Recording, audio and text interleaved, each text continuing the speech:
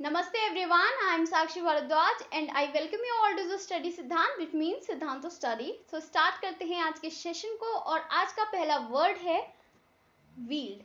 Wield का मतलब होता है अस्पष्टता. किसी चीज में जब कोई बात साफ साफ समझ में नहीं आ रही होती है, साफ साफ शब्दों में नहीं कही जा रही होती है, उसे हम बोलते हैं wield. ठीक है, तो बात की जाए अगर पार्ट ऑफ स्पीच की तो वो होती है adjective. Not expressed directly or clearly because you do not want your meaning to be obvious. ये इसकी डेफिनेशन हो गई. मतलब आप नहीं चाहते कि आपकी कही हुई बात का जो मतलब है वो बहुत ही ज़्यादा आम हो जाए, जो किसी को भी समझ में आ जाए. फॉर एग्जाम्पल हम अपनी डे टू डे लाइफ में मुहावरों का बहुत ज़्यादा यूज़ करते हैं, हिंदी मुहावरों का. तो जिन्हें तो उनका मतलब पता होता है तो उन्हें तो समझ में आ जाता है, लेकिन जिन्हें हम नहीं बताना चाहते तो उनको हो सकता है मतलब समझ में आए, हो सकता है ना आए. ठीक है, तो ये कहलाता है wield. आगे बढ़ते हैं. इसके सिनोनिम्स क्या हो जाएंगे? कोई चीज इल डिफाइंड है, वेग है, ऑब्सक्योर है, अनक्लियर भी आप बोल सकते हैं, इनफोल्ड, एनवेलप, ये इसके सिनोनिम्स हैं. वहीं अनवील्ड आपकी बात समझ सकते हैं कोई भी. Expose, uncover, well defined, clear, ये इसके एंटोनियम्स हो जाएंगे. दो और वर्ड होते हैं इसके अंदर, एक होता है ओवर्ट और एक होता है ब्लेटेंट. इन दोनों वर्ड का मतलब होता है कि सेमलेसली, मतलब जो काम करना है ना वो बिल्कुल क्लियर सामने वाले को दिखाई दे ऐसे करना है. तो ये दोनों वर्ड का मतलब यही होता है. तो ये भी एक तरीके से इसके एंटोनियम होते हैं, तो ये भी ध्यान रखिएगा. आगे बढ़ते हैं. नेक्स्ट वर्ड है डीफ्रे. डीफ्रे का मतलब होता है किसी को पैसे प्रोवाइड करना, पैसे देना जिससे कि वो पे कर सके. ठीक है, तो ये कहलाता है डीफ्रे. बात की जाए पार्ट ऑफ स्पीच की तो वर्ब होती है और डेफिनेशन क्या हो गई? प्रोवाइड मनी टू पे अ कॉस्ट और एक्सपेंस. ठीक है, किसी लागत या किसी व्यय के लिए जब हम मनी, अपने पैसे को चुकाते हैं, उसके लिए मनी को प्रोवाइड किया जाता है तो वो कहलाता है डीफ्रे. ठीक है, तो कोई चीज़ पे करना, सेटल करना, डिस्चार्ज करना, ये सिनोनिम्स हो जाएंगे. वहीं कोई चीज़ डिफंड करना मतलब पैसे वापस रख लेना, या रिप्यूडिएट करना. रिप्यूडिएट का मतलब क्या होता है? अपनी बात से मुकर जाना.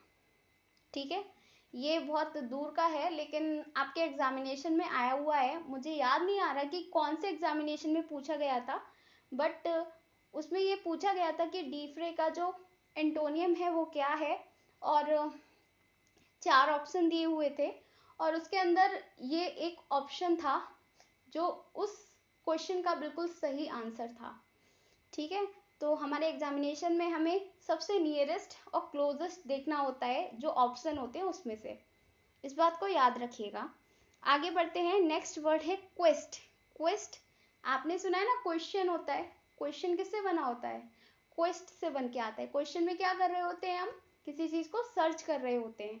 हमारे जो प्रश्न हैं उनको ढूंढ रहे होते हैं, उनके उत्तर ढूंढने की कोशिश करते हैं, उसको हम बोलते हैं क्वेश्चन.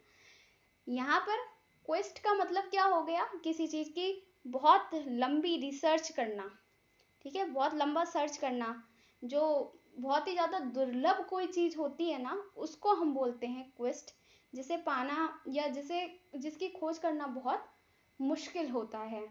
बात की जाए पार्ट ऑफ स्पीच की तो वो क्या हो गया? नाउन हो गया. और डेफिनेशन क्या हो जाएगी? A long search for something that is difficult to find. तो search, pursuit, adventure, journey, exploration, ये सारे वर्ड्स इसके सिनोनिम्स हैं. वहीं कोई चीज़ बहुत ही ज़्यादा रिजिड है तो रिजिडली, इमोबिलिटी या फिर इनएक्टिविटी, ये एंटोनियम्स हो जाएंगे. आगे बढ़ते हैं. नेक्स्ट वर्ड है अंडरस्कोर. अंडरस्कोर, अंडरलाइन करते हैं हम चीज़ों को. किस तरीके से, क्यों करते हैं अंडरलाइन? क्योंकि जो चीज़ हमारे लिए इम्पॉर्टेंट होती है हमारे चैप्टर के अंदर, हम उसे अंडरलाइन करते हैं ताकि बाद में हमें पता चल सके. ठीक है, तो किसी चीज़ पे जब हम स्ट्रेस देते हैं, किसी चीज़ पे हम स्ट्रेस देना मतलब किसी चीज़, जब कोई चीज़ हमारे लिए बहुत ज़रूरी होती है उसको हम बार बार देखने के लिए क्या करते हैं? स्ट्रेस दे रहे होते हैं उस पर. तो ये कहलाता है अंडरस्कोर. यानी to emphasize the importance of something, ये कहलाता है अंडरस्कोर। बात की जाए पार्ट ऑफ स्पीच की तो वर्ब होती है। और इनहेंस करना, एम्फेसाइज करना, रीइंफोर्स करना, अंडरलाइन करना, ये इसके सिनोनिम्स हो जाएंगे। वहीं किसी चीज़ को स्किप कर देना, मॉडरेट। हमारी एग्जामिनेशन की जो पेपर होते हैं वो भी 3 तरीके के तो बोलते हैं हम, ईजी है, मॉडरेट है या डिफिकल्ट है ना। मॉडरेट मतलब बीच, ना मुश्किल ना आसान, ठीक है। तो ना ज़्यादा इम्पोर्टेंट ना कम इम्पोर्टेंट, मॉडरेट है। डी एम्फेसाइज, ये एंटोनियम्स हो जाएंगे। आगे बढ़ते हैं, नेक्स्ट है इंडोमिटेबल। इंडोमिटेबल का मतलब क्या होता है?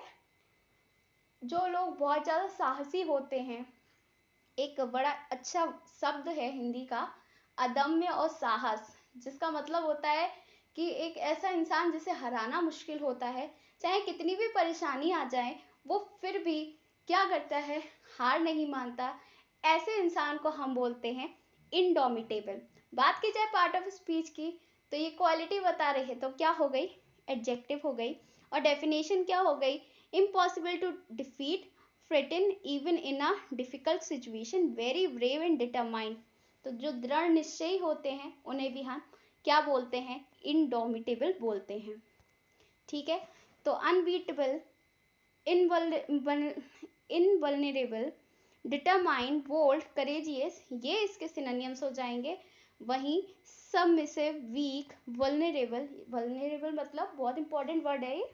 इसका मतलब क्या होता है, कोई इंसान जो आसानी से फिजिकली या मेंटली या इमोशनली किसी भी लेवल पर जैसे आप आसानी से क्षति पहुंचा सकते हैं, उसे हम बोलते हैं वल्नरेबल, ठीक है।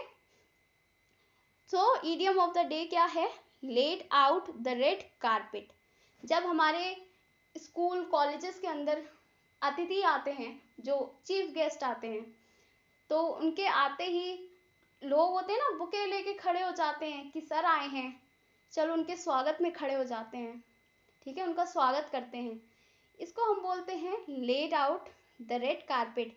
यानी कोई जब मुख्य अतिथि या फिर कोई बहुत इंपॉर्टेंट पर्सन आपके घर पे अतिथि बन के आते हैं, तो आप क्या कर रहे होते हैं, उनको फॉर्मली ग्रीट कर रहे होते हैं, ठीक है। डेफिनेशन क्या हो जाएगी, टू फॉर्मली ग्रीट और welcome an important guest who has just arrived. आगे बढ़ते हैं, नेक्स्ट हमारा इडियम है बियर फ्रूट। बियर फ्रूट का मतलब होता है टू बी सक्सेसफुल और टू प्रोड्यूस रिजल्ट, यानी या तो आप सफल हो चुके हैं या आपके जो रिजल्ट्स हैं वो सफलता लेकर आ रहे हैं, ठीक है। बात हो रही है आउटकम्स की। आगे बढ़ते हैं, नेक्स्ट हमारा वर्ड है रीच्ड आउट। रीच्ड आउट एक फ्रेजल वर्ब है। इसका मतलब होता है दूसरों के लिए कुछ करने के लिए जब हम प्रयत्न कर रहे होते हैं। फॉर एग्जाम्पल, कोई इंसान अगर जो लोग होते हैं, जो असहाय लोग होते हैं, उनकी मदद के लिए चैरिटी इकट्ठे कर रहे हैं और उस चैरिटी को क्या कर रहे हैं, लोगों तक फिर उन लोगों की मदद के लिए यूज़ कर रहे हैं, तो वो क्या कर रहे हैं, वो रीच्ड आउट कर रहे हैं। तो आई रियली होप ये वर्ड आपको क्लियर हो गया होगा। To make an effort to do something for other people, ये इसकी डेफिनेशन हो जाएगी। आगे बढ़ते हैं, रैम्पिंग अप। रैम्पिंग अप का मतलब होता है स्पीड या फिर पावर या किसी और चीज़ में क्या कर देना, बढ़ोतरी कर देना, किसी चीज़ में किसी चीज़ की मात्रा बढ़ा देना, ठीक है, इसे हम बोलते हैं रैम्पिंग अप।